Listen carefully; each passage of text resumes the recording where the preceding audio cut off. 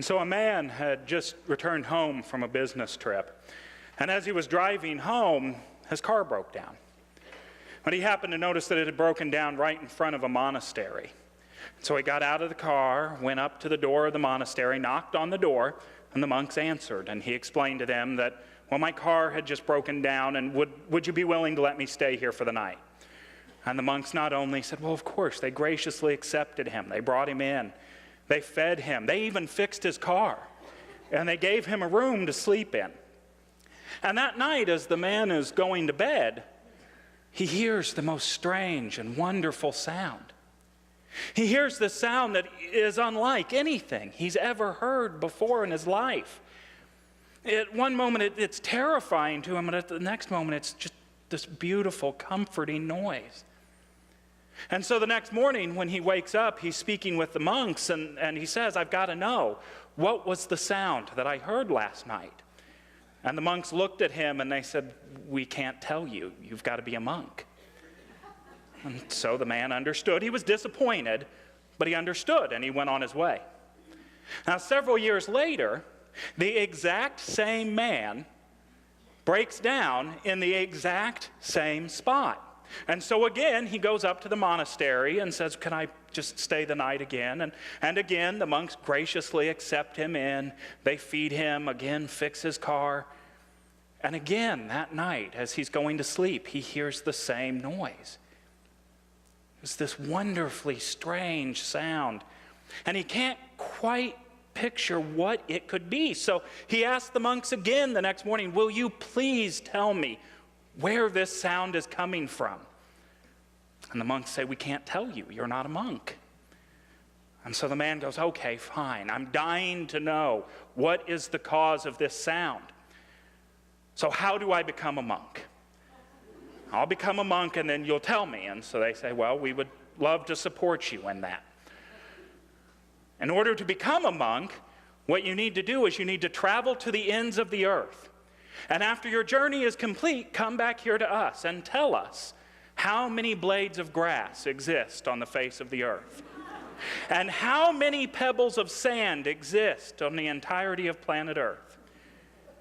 And the man thought this seemed a little difficult, but he agreed, and so he started out on his journey. And we'll get back to the man later, but as I was reading this, and as I was looking over this story, when I got to this point, something stood out for me.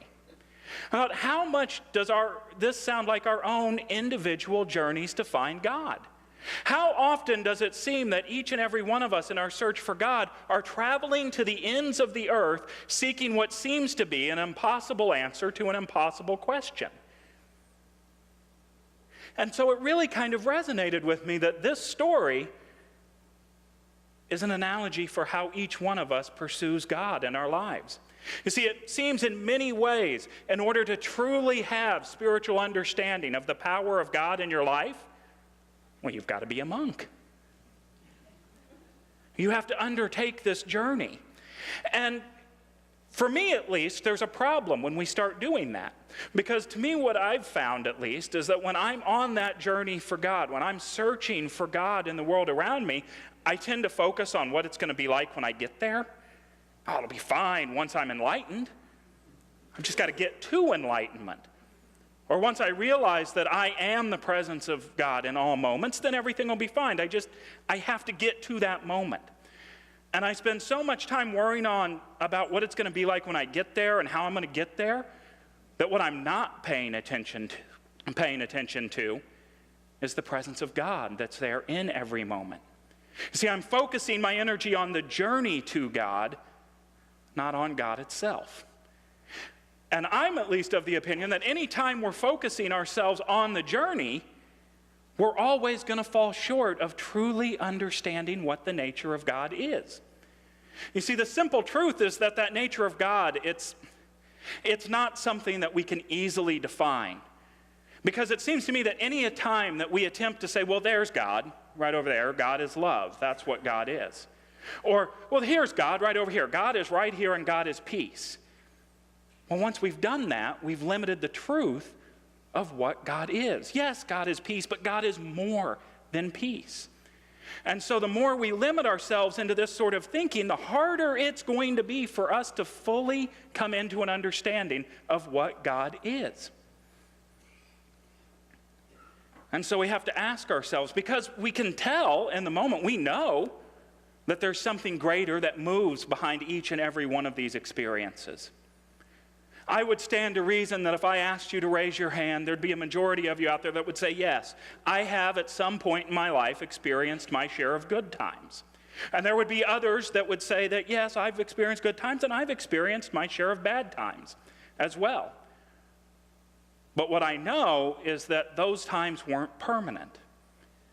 There seemed to be something more in each one of those moments. There seemed to be something more that moved behind each one of those moments. And we've all felt a call to know what that thing is that's moving behind that moment. We felt a call to know and understand that in a greater way, to ask ourselves, what is this thing that is moving behind all of us in our lives? Is it God? And if it is God, what is it? Is God some sort of hope for something that's vague and unattainable?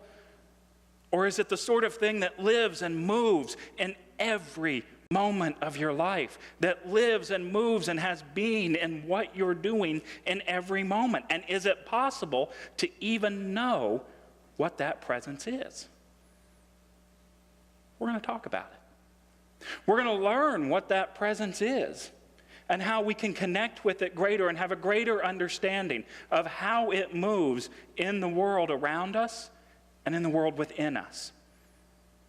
You see, each and every one of us here has heard that strange and wonderful sound, and we felt that call to move deeper and to know it deeper. And so now our journey has begun.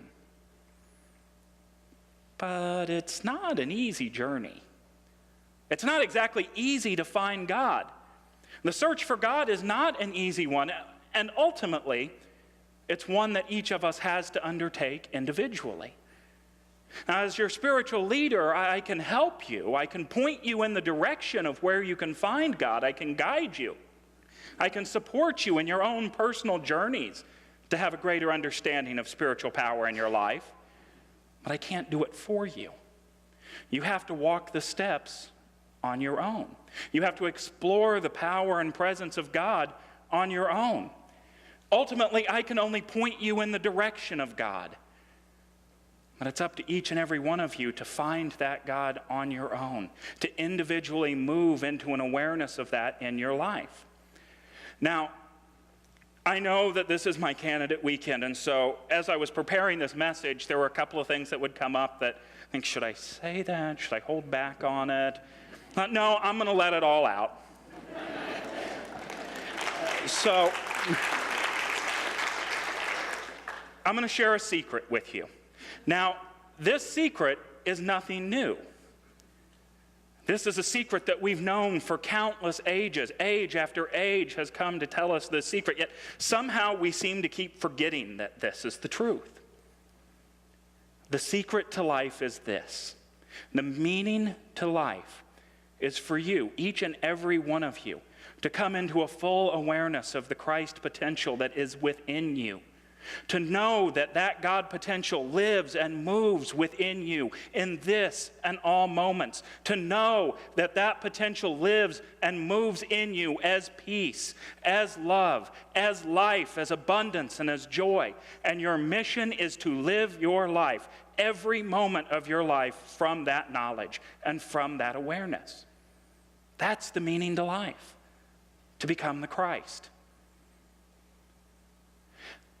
Now, at the same time, I've just told you that the nature of God is ultimately undefinable.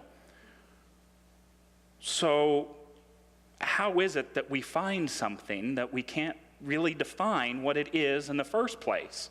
Except to say that God, oh yeah, I know about God. I know where God is. I can find God. Well, I can't really tell you where to find God. You have to kind of know it and experience it. But, you have to be a monk. So, how can we find God? Because it's not a new concept where we can find God. Throughout the ages, we've had master teachers come and share with us their message about what God is and where we can find God.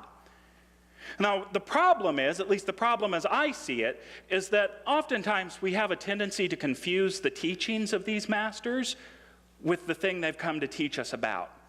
So instead of looking at the thing that they're pointing us towards, we end up focusing on the person that's speaking, and we begin to worship that. You know, it's almost as if there was a finger pointing us towards the moon, and instead of us looking at the moon and paying attention to the moon and being in awe of the moon, our attention gets drawn to the finger. And we begin to worship the finger and think the finger is the most important thing in the world as opposed to the thing it's pointing us towards. And all of our master teachers have been the same way. They've come to point us in a direction of God. The scriptures are no different. The scriptures are filled with fingers pointing towards the moon. But how many times have we taken this and made this the object of our worship? How many times have we taken this and thought that this book had all of the answers to where we should be, what we should do, instead of looking at it for the truth of what it is, as a guide to help us grow in our awareness and our understanding of God as God moves in and through us? Now, the Hebrew and the Christian scriptures are filled with references to where you can find God, but there's one in particular I wanted to share with you today. And it comes from 1 Kings chapter 19. In verse 11 it says, he said, "Go out and stand on the mountain before the Lord, for the Lord is about to pass by." Now there was a great wind, so strong that it was splitting mountains and breaking rocks in pieces before the Lord. But the Lord was not in the wind. And after the wind, an earthquake. But the Lord was not in the earthquake. And after the earthquake, a fire. But the Lord was not in the fire. And after the fire, a sound of sheer silence. After the fire, a sound of sheer silence. Now, there are many places we can look in the scriptures to find ideas about where to find God. But this one in particular stood out for me for a very specific reason.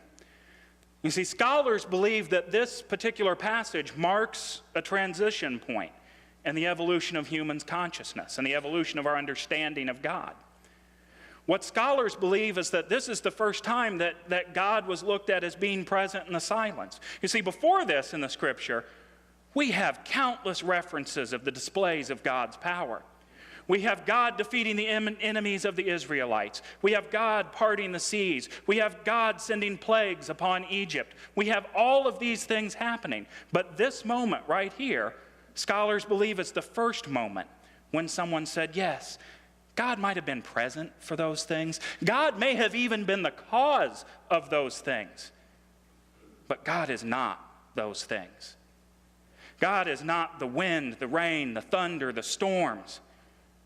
God exists in the silence that comes after, in the peace that comes after.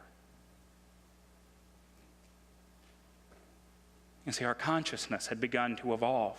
It continues to evolve throughout all of the scriptures.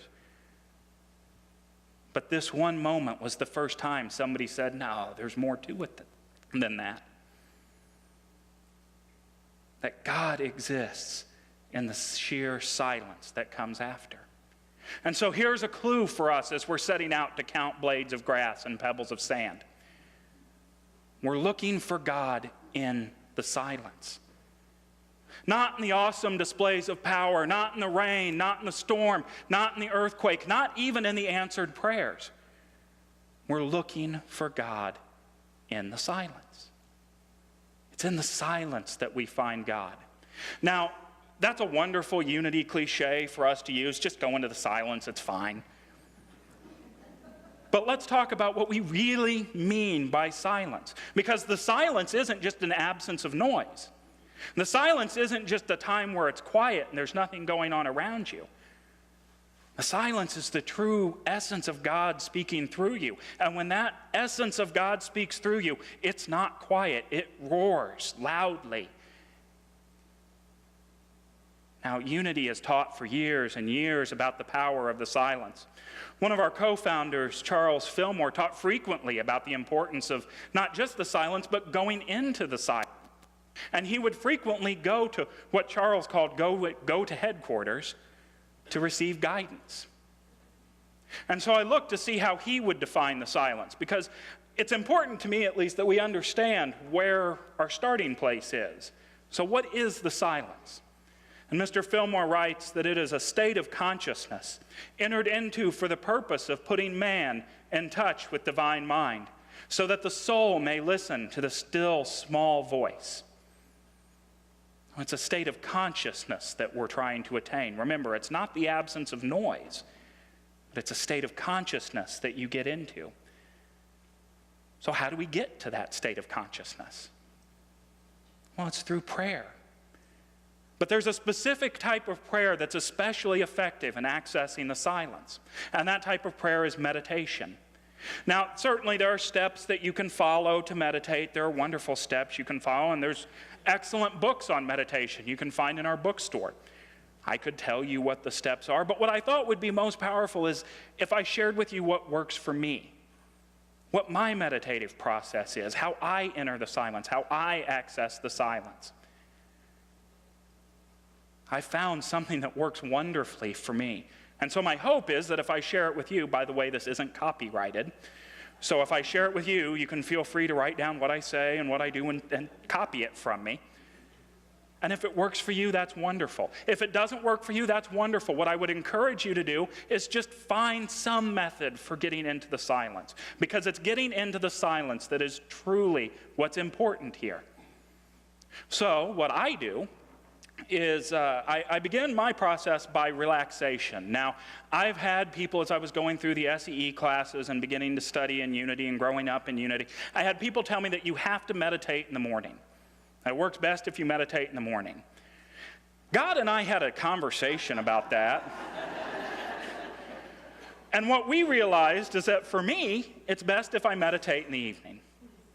Now, there's something interesting that happens if you choose to meditate in the evening, and that's that you've already experienced your day. You've already gone through everything in your day. And so your head is filled with all of the stuff of the day. Your body's tired, and you've got all of these things running through your mind that you've experienced. And so for me, the very first thing I have to do before I can do anything else is I need to relax. I have to relax my body. So I go into my office. I have my desk chair that I sit in because it's also the end of the day, and so if I get too comfortable, my fear is that I'll fall asleep. And so I want to be sitting upright so that I make sure I'm still staying awake, that I'm entering the silence and not entering the sleep. And so I begin to relax myself, letting my feet relax, my legs relax, my chest relax, my arms. And you can't help but, as you're meditating, have thoughts come up to you. You see, we tell ourselves, well, you've got to still your thoughts. You're trying to get to the point where there's no thoughts running through your mind. So what is the first thing your mind starts doing? But replaying every conversation you've had throughout the day, just running on a loop throughout your head. But our goal is to still our thoughts, to still our mind. And so I have an affirmation I like to use. For me, the affirmation I use is peace be still. It's the same one I used in the meditation earlier. And the reason this affirmation, this statement, is so powerful for me is because it comes from a story in the scriptures. It's the story of Jesus calming the storm. And Jesus is on the boat, and the storm breaks out, and the water is choppy, and the disciples are frightened, and they go to get Jesus and ask for his help and his guidance. And he looks out over the storm, and he says, "Peace, be still." And the water's calm. So as I'm meditating, and as that mind starts getting rocky and starts getting wavy and starts getting turbulent with all of the thoughts that have run through my day, peace, be still. And I see those waves, those thoughts just calm down and gently drift away. Now, I can't tell you how long it will take you to get to the silence. And the truth of the matter is that when you get there, you won't know. You don't. You just, all of a sudden, you're there. Sometimes it takes me 5 minutes, sometimes 20. But I know when I've come out of it. And that's how you'll know that you've really, honestly touched the silence. Because when I come out of that moment, my heart is filled with gratitude. It's filled with love. Oftentimes, I love to come out of the silence, just thank you, God. Thank you, God. That's what works for me. You might have something different that works for you, and that's great. The important part is that you are entering into the silence. And so that's our journey to find God. That's our journey to locate the silence and to understand how God moves in our lives. What about our friend from earlier, the man whose car kept breaking down? Well, 45 years after he began his journey, I hope yours doesn't take 45 years, but he returned to the door of the monastery, and he knocked on the door, and the monks opened it, and he said, I've traveled the earth, and I have learned, in fact, that there are 145,236,332,152 blades of grass upon this earth. And I looked at all of the beaches and all of the deserts, and I have determined that there are 231 quadrillion, 281 trillion, 219 billion, 999 million, 152,652 pebbles of sand upon the earth. And the monk's face lit up, and they said, congratulations, you're now a monk. And the man was so very excited, his hands started trembling. He said, now please, will you take me and show me the source of this sound? And I said, well, of course. And they led him to the door. And I said, it's beyond that wooden door there. And so the man, almost trembling, walks up. He's shaking, and he tries to open the door, and it's locked. And he turns around and looks at the monks, and the monks are laughing. Monks are very funny this way. And he says, can I have the key? And they say, yes, you can have the key. And they hand him the key. And he opens the door, and behind that door is a door made of stone. And the monks give him that key. And so he opens it, and behind that door is a door of ruby. And behind that, a door of amethyst, and a door of pearl, and a door of silver. And finally, he gets to a golden door, and the monks look at him and say, here is the last key to the last door. And the man is so excited. This has been his entire journey for 45 years. This man has been waiting for this moment, ready to see what it is that makes such an amazing, wonderful sound. And he turns the key and he opens the door, and his eyes just light up in amazement as he sees this thing. And I can't tell you what it is because you're not a monk.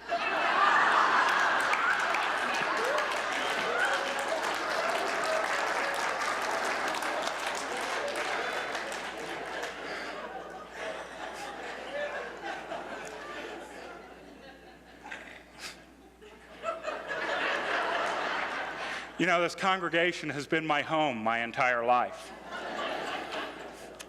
I grew up here, not just physically, but spiritually as well. I sat right over there, and I listened to the people who stood on this platform before me. And I put into practice, as so many of you out there did, the things that they taught me to do. And so if somebody was to ask me, what does it mean to be a part of Unity Church of Overland Park? What does it mean to be a congregant at Unity Church of Overland Park? What I would tell them is that this is a group who has a strong desire to go deeper.